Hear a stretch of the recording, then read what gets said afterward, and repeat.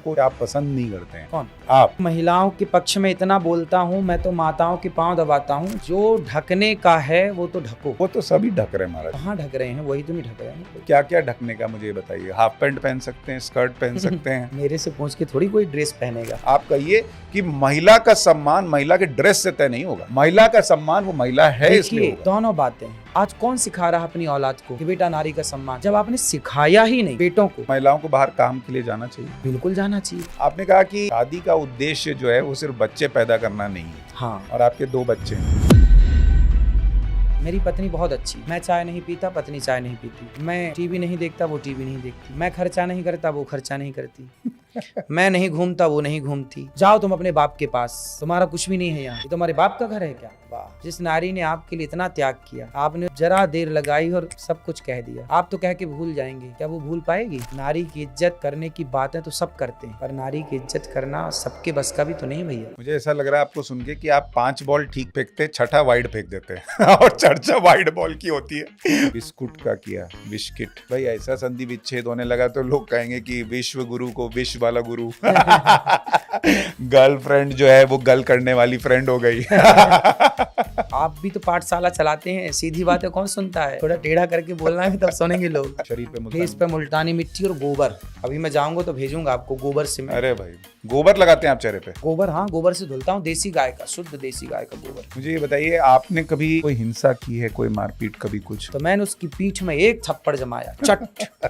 पाकिस्तान से भागे तो भारत आए, बांग्लादेश से भागे तो भारत आए, कश्मीर से भागे तो भारत के कोने कोने में गए। जिस दिन भारत से भगाए जाओगे, कहाँ जाओगे? क्या तैयारी है आपकी? कि बेटियों के लिए भी बोल रहा हूँ, अपनी बेटियों को झांसी की रानी जरूर बनाना। जूजू मत बना देना, झांसी की रानी। पढ़ाओ लिखाओ, जज डॉक्टर सब बनाओ, झांसी की रानी और बनाना। ये बताइए, ये जो रील वाले अनिरुद्धाचार्य जी हैं और आज इस पॉडकास्ट में जो अनिरुद्धाचार्य जी हैं, दोनों में जमीन आसमान का फर्क लग रहा है। ये रील वाले अचानक से आपके जो वो वाइड बॉल में कह रहा हूँ कि 5 सही बॉल फेंक के आप एक छठा वाइड बॉल जानबूझ के तो नहीं फेंकते हैं? ऐसे तो आप अब्दुल्ला का भी नाम में राम ले आए। अब्दुल्ला के नाम में भी राम आएगा, सबके नाम में। सबके नाम। छिंग छोंग छीछन के नाम पे भी राम आ जाएगा। तो बिग बॉस वाले भी बुला रहे हैं। हाँ, बिग बॉस वाले तो बुला रहे हैं, रोज बुला रहे हैं। कोई ईश्वरीय घटना महसूस की कि आपके साथ कुछ चमत्कार सा हो गया? चमत्कार मेरे साथ तो रोज ही होता है, आप ये मान लो, लेकिन एक विशेष चमत्कार जो पहला था वो मैं आपको बता देता हूँ। जाते जाते मुझसे एक वादा करके जाइए आप।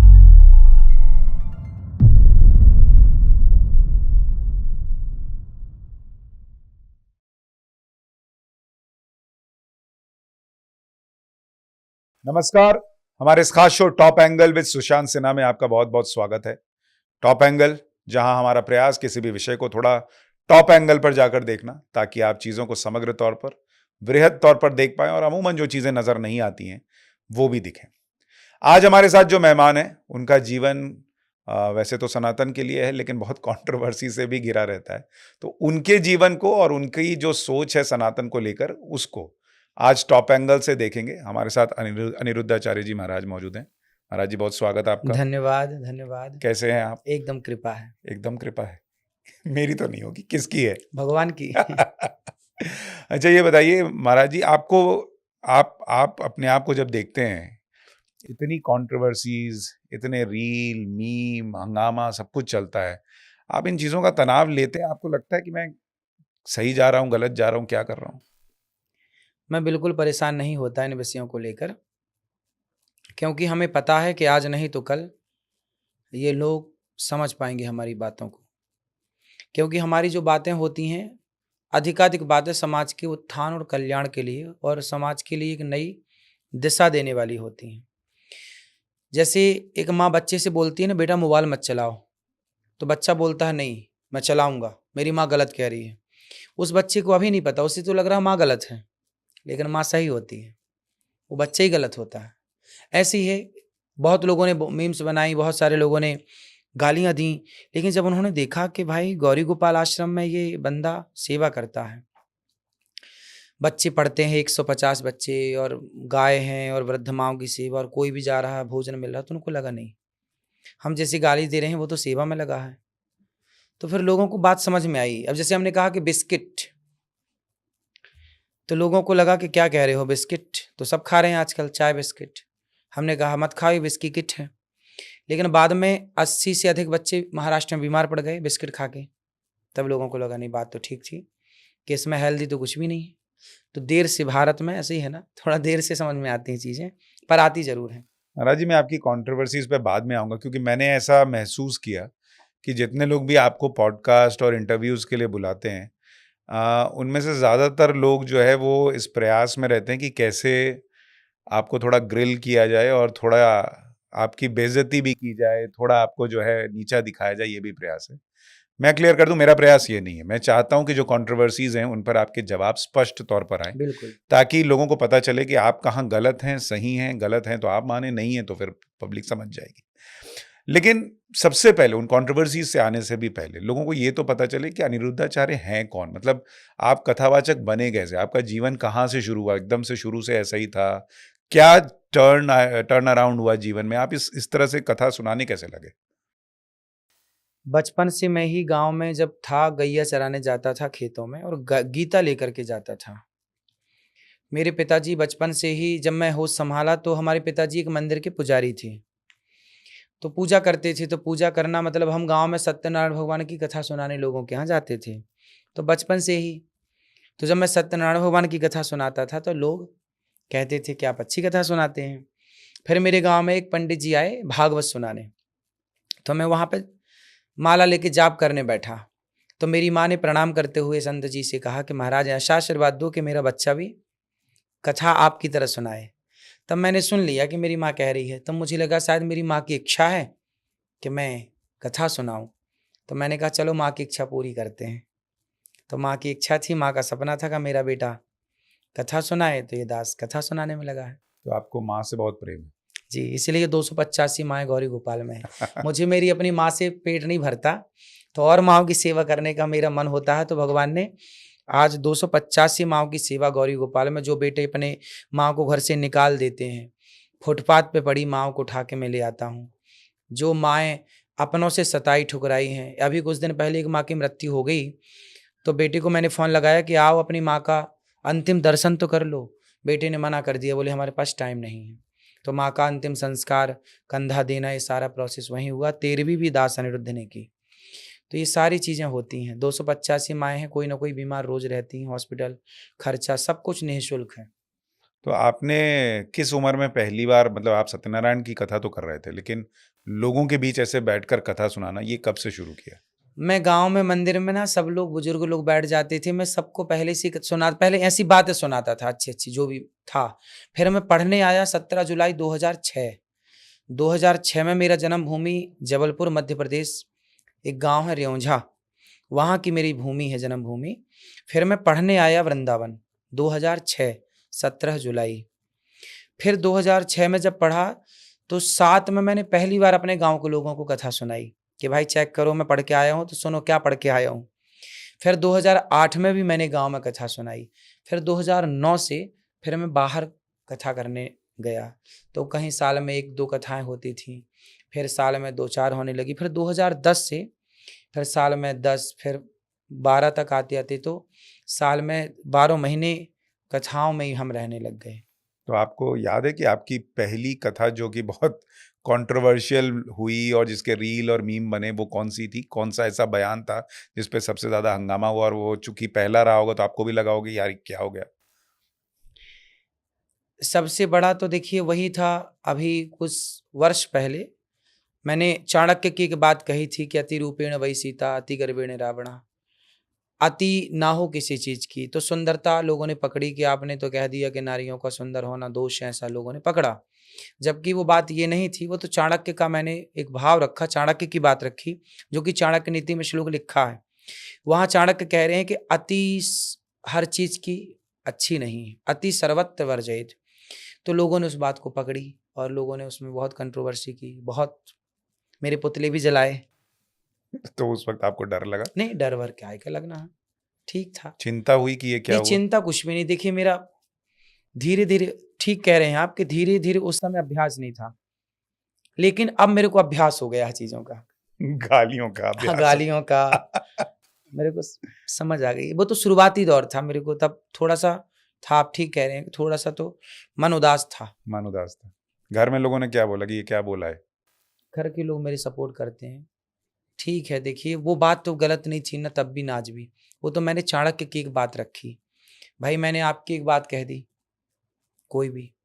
हमारे देश में तो देखो मुंशी प्रेमचंद्र भी हैं। मैं तो गोदान भी पढ़ता हूँ, गबन भी पढ़ता हूँ। अब मैंने एक कहानी पढ़ी मुंशी प्रेमचंद्र जी की, पंच परमेश्वर। तो मैं तो उसकी भी बात सुनाता हूँ। पंच परमेश्वर अलगू चौधरी, जुम्मन जुम्मन शेख, खाला जान, मुस्का कहानी में जब पात्र हैं ये। तो मुझे जो अच्छी लगती है बात वो मैं रखता हूँ। जब पढ़ता हूँ तो रखता हूँ, पढ़ूंगा ही नहीं तो कैसे रखूंगा।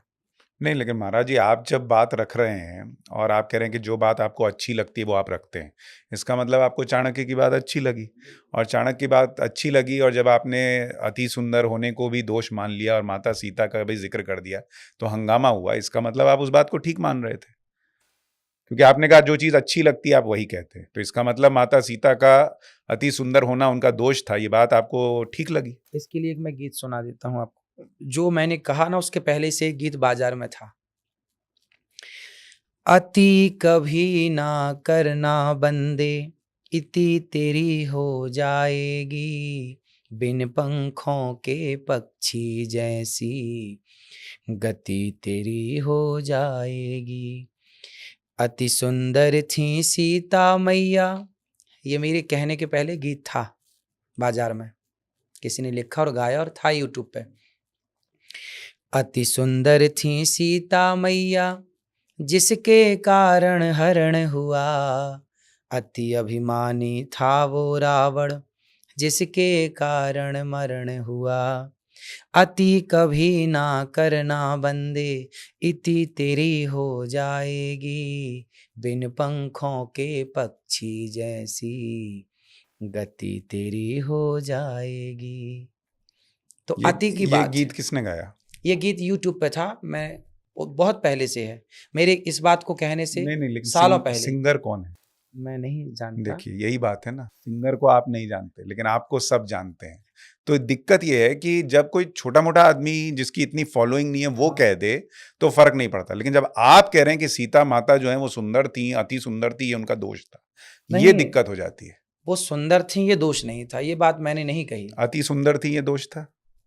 कोई दोष नहीं था, इसमें कोई दोष की बात ही नहीं है। तो फिर अभी यहाँ आपने कहा चाणक्य ने जो कहा मुझे अच्छा लगा इसलिए चाणक्य मैंने ने, कहा। आप चाणक्य की बात समझिए तो। हम्म, चाणक्य ने सीता माँ को बहुत सुंदर थी इसलिए नहीं, चाणक्य ने ये आखिरी में क्या बात कही। देखिए अर्थ कहाँ निकलता है, शुरुआत में निकलता है कि अंत में? अंत में निकलता है। फिर तो अंत में क्या लिखा, अति सर्वत्र वर्जयेत। कि किसी भी चीज की अति, चाणक्य ने वहां पे अति को जोड़ दिया है, ना कि सुंदरता पर को। चाणक्य कौन है? हम तो आपको सुन रहे हैं, देश भर में जो बाबा हैं उनको सुन रहे हैं। आप चाणक्य के हिसाब से चलेंगे या आप अपनी सोच से लोगों को रास्ता दिखाएंगे कि भाई किसी का सुंदर होना? भाई आपको किसने बनाया? प्रभु ने बनाया। कौटिल्य आपके शास्त्र। नाक, नक्श, आंख, कान, ये बाल ठीक सब कह कुछ रहे हैं। प्रभु के दिए हुए हैं, और आप कह रहे हैं प्रभु ने जो आपको दिया वो अति देकर आपके साथ गलत कर दिया। कौटिल्य शास्त्र जो है चाणक्य का लिखा है। चाणक्य की नीतियां राजनीतियों में पढ़ी जाती हैं, पढ़ाई जाती हैं। लेकिन राजनीति नहीं, लोग आपसे धर्म नीति समझने ये आते हैं। धर्म नीति में भी है ना वो। कैसे? चाणक्य नीति की बहुत सारी बातें था। अब जैसे चाणक्य नीति की एक बात और है, माता शत्रु पिता वैरी, ये न बालो न पाठिता, न शोभते सभा मध्य हंस मध्य वको यथा। वह माता पिता शत्रु हैं जो माता पिता अपने बच्चों को सही शिक्षा और सही संस्कार नहीं देते, चाणक्य कह रहे हैं। चाणक्य तीसरी बात कह रहे हैं कि जिसकी पत्नी आज्ञाकारी हो, पुत्र आज्ञाकारी हो, पुरुष चरित्रवान हो, वह घर स्वर्ग है। जिस घर की स्त्री और पुत्र आज्ञाकारी हो वो पुरुष सुखी। चाणक्य की कितनी बातों को आप नकारें। लेकिन मैं चाणक्य को नहीं पूजता, मैं प्रभु श्री पूजना राम को नहीं है, पूजता हूँ। पूजना नहीं प्रभु है। श्री राम ने कभी नहीं कहा कि माता सीता का सुंदर होना उनका दोष था। नहीं तो हम कहाँ कह रहे हैं? आप कह रहे हैं। हम नहीं कह रहे हैं, आप चाणक्य। चाणक्य को, लेकिन आप कोट क्यों कह रहे हैं? इसका मतलब आप चाणक्य से सहमत हैं। चाणक्य से कौन सहमत नहीं है? मैं सहमत नहीं हूं। मैं आपके सहमत नहीं हूं। देखिए, मेरी माता सीता के लिए वो अगर ये कहें कि उनका अति माता सुंदर, सीता के लिए उन्होंने नहीं कहा। चाणक्य से देखिए, हम और आप कह दें कि जी मैं आपसे सहमत नहीं हुई, आपकी विचारधारा हो सकती है, पर चाणक्य को समझना ना सबके बस का नहीं। हम और आप कितना समझ पाएंगे? चाणक्य एक कंचे खेलने वाले बच्चे को उठा के सम्राट बना दिया, उस व्यक्ति को हम और आप कितना समझ पाएंगे? महाराज जी, मेरी मेरी चिंता बस इतनी है कि जब आप ऐसा कहते हैं और आपकी इतनी फॉलोइंग है और उसमें से 10% लोग भी किसी के सुंदर होने का उसका दोष मानकर अपने पाप को छुपा लेते हैं कि अरे वो तो सुंदर थी इसलिए मुझे मेरे मन में ऐसा भाव आ गया। ये भाव अब जो ये है बात ना, गलत, अब ये बात अलग हो गई, ये ट्रैक से हट गई। कैसे? ये बात अलग हो गई। ऐसा है कि देखिए, जब आप चरित्रवान हैं, राम जी के पास सूपनखा भी तो सुंदर ही बनकर आई थी। आप तो सम पुरुष नमोसम नारी, यह संयोग विधि रचा विचारी। लेकिन क्या राम ने उस सूपनखा की सुंदरता को देखा? क्या उस पे आकर्षित हुए? नहीं। महाराज जी, आप राम अपनी का बात को चरित्र, कॉन्ट्राडिक्ट कर रहे हैं। राम का चरित्र, आप अपनी बात को कॉन्ट्राडिक्ट कर रहे हैं। राम का चरित्र जो है वो इतना स्ट्रांग है कि आपकी सुंदरता राम के चरित्र को बिगाड़ नहीं सकती। यही तो मैं कह रहा हूं कि सुंदर होना दोष नहीं है, हाँ, चरित्रवान न होना आपका दोष हो सकता है। बिल्कुल। तो दोष महिला का नहीं, दोष पुरुष में हो सकता है। चाणक्य की बात नहीं समझ पाएंगा, समाज का कुछ तबका चाणक्य की बात नहीं समझ पाएगा। मैं इस विषय पे नहीं, मैं तो आपकी बात सुन रहा हूं। तो मेरी बात तो यह है कि चाणक्य ने वहां अति की बात कही है, और अति किसी भी चीज की अच्छी नहीं है। कई बार चाणक्य की बात को समझने के लिए अभी अपना स्तर नहीं है। महाराज जी, ऐसा लगता है कई बार आपके लेकर जो एक और कंट्रोवर्सी है कि महिलाओं को जो है ना, जैसे आप पसंद नहीं करते हैं। कौन? आप नहीं, जिस तरह की बातें हैं, जैसे सुंदर होने की लेकर बात हुई। मैं तो महिलाओं के पक्ष में इतना बोलता हूं, मैं तो माताओं के पांव दबाता हूं। 285 माएं वहीं रहती हैं गौरी गोपाल में। हम माएं रहती हैं, माओं की सेवा करता हूं। और मैं कहता हूं नारियों के लिए, आपने शायद ये सुना नहीं होगा कि जितना पैसा कमाते हो पुरुष वर्ग, सारा ले जाके पत्नी को दो। घर की मालकिन पत्नी को बनाओ। यदि आप पत्नी को मालकिन बनाते हैं और सारा पैसा ले जाके पत्नी को देते हैं, तो आपका घर और अच्छा चलेगा। हाँ, बरकत होगी, ये मैं कहता हूँ। ये आप अच्छी बात कहते हैं। अच्छा, जो वो महिलाओं वाला आरोप आप पे लगता है कि आप थोड़ा महिलाओं को लेकर संकीर्ण सोच रखते हैं, उसमें जैसे कहा गया कि आपने लड़कियों को मॉडर्न ड्रेस जो वो पहनती हैं उसका भी विरोध किया कि शरीर का प्रदर्शन क्यों जरूरी है। आप ही बताइए क्यों जरूरी है? नहीं, शरीर का प्रदर्शन करने के लिए तो ड्रेस नहीं पहनने, कौन सा ड्रेस पहने फिर वो? भाई ड्रेस क्यों, कपड़ा क्यों पहनते हैं? शरीर को ढकने के लिए? या फिर कपड़े ही मत पहनो। जब शरीर दिखाना ही है तो कपड़े की जरूरत ही नहीं है।